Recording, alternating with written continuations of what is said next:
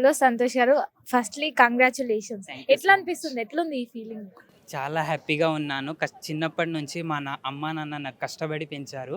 మేము మా నాన్నకు ముగ్గురము. నేను, మా చెల్లి, మా తమ్ముడు. నేనే పెద్దవాడిని. నా స్కూలింగ్ మొత్తం వచ్చేసి ఫస్ట్, సెకండ్ క్లాస్ మా ఊర్లోనే ప్రాథమిక పాఠశాలలో చదువుకున్నాను.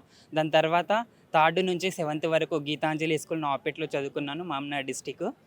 దాని తర్వాత నాకు గురుకులలో సీట్ రావడం, బాలనంగ రెసిడెన్షియల్ గురుకుల స్కూల్లో నాకు సీట్ వచ్చింది 8th క్లాస్కి. 8th నుంచి 10th వరకు స్కూల్ అక్కడే చేశాను. అక్కడే ఇంటర్ చదువుకున్నాను. బైపీసీ తీసుకోవాలనే ఆలోచన చిన్నప్పటి నుంచి ఉండి, ఏదో సాధించాలి, బైపీసీ తీసుకుంటే ఒకటి సాధిస్తాము, ఒక ప్రొఫెషన్లో ఉంటాము అనే తపన నాలో చిన్నప్పటి నుంచి ఉండేది. సైన్స్ అంటే ఇంట్రెస్ట్.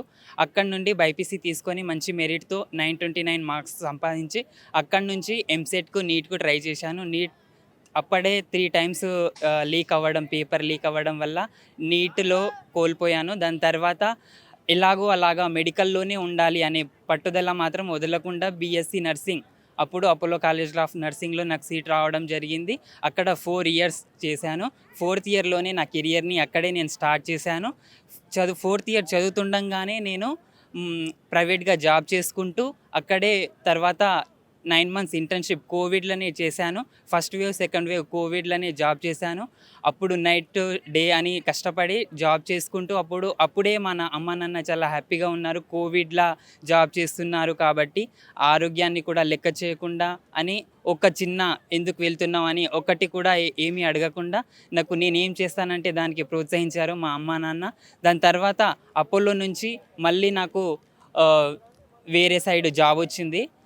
ప్రైవేట్గా చేసుకుంటూనే నాకు ఎంఎల్హెచ్పి సిహెచ్ఓగా 1 year last year back job వచ్చింది. జోగులాంబ గద్వాల్లో చేశాను. అక్కడి నుండి మళ్ళీ ఇప్పుడు నేను ఆ జాబ్ చేసుకుంటూనే జోగులాంబ గద్వాల్లో ఎంఎల్హెచ్పి సిహెచ్ఓగా చేసుకుంటూనే ఈ స్టాఫ్ నర్సింగ్ ఆఫీసర్కి ఎగ్జామ్ రాశాను ఆగస్ట్ 2కి. అక్కడ నాకు మంచి మెరిట్తో ఈరోజు జాబ్ రావడం, తెలంగాణ గవర్నమెంట్లో కాంగ్రెస్ ప్రభుత్వం వచ్చిన తర్వాత సీఎం రేవంత్ రెడ్డి గారి సమక్షంలో నాకు ఈరోజు గవర్నమెంట్ జాబ్ రావడం, వారి చేతుల మీదుగా తీసుకోవడం చాలా ఆనందంగా ఉంది. నా కష్టం మొత్తం మా అమ్మ నాన్న ఎంతో కష్టపడి చదివించి నా కొడుకు ఎదగాలి, నా కొడుకుని ప్రయోజకుని చేయాలి అనే తపన వారిలో ఈరోజు చాలా వారి కళ్ళల్లో హ్యాపీనెస్ చూస్తున్నాను. నాకు ఈ కష్టానికి ఈ సాధించడానికి నాతో పాటు నా భార్య ప్లస్ నా కుటుంబ సభ్యులు, మా అమ్మ నాన్న, మా తమ్ముడు, మా చెల్లి అందరూ సహకరించారు.